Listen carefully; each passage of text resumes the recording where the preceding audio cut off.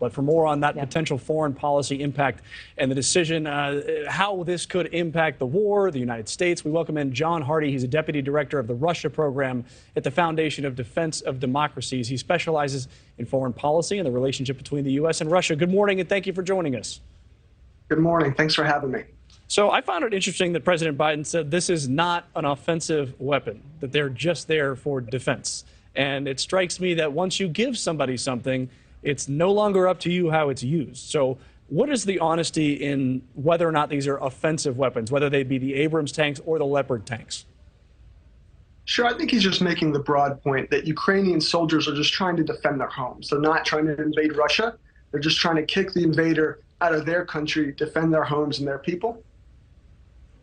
Well, I find this interesting, too, because we gave them something that they wanted, and it seems like they want more. A U.S. official recently said Ukraine's going to ask for F-16s next, and he said that he's optimistic that that's going to happen. So I wonder where the line is drawn, or where it must be drawn, between how much the United States and other allies give to Ukraine before they're basically just directly involved.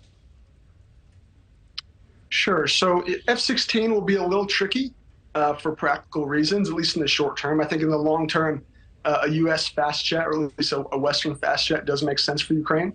But in the short term, there are some practical hurdles.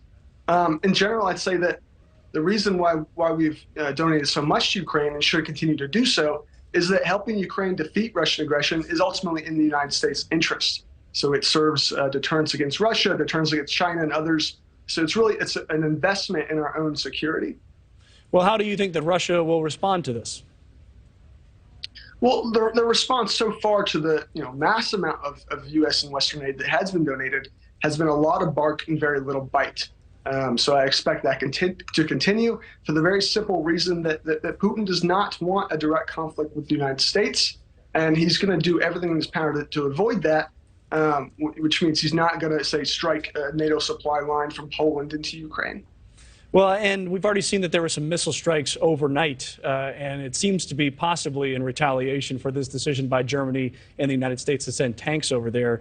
And I'm thinking about Korea, interestingly enough, the Korean War, and how that was a police action that turned into American troops on the ground, eventually fighting Chinese troops in the latter part of that war. Is there any concern here that we might see one day boots on the ground, and that might be something that Ukraine eventually asks for, actual NATO troops, which include Americans, to come into Ukraine and help defend the country?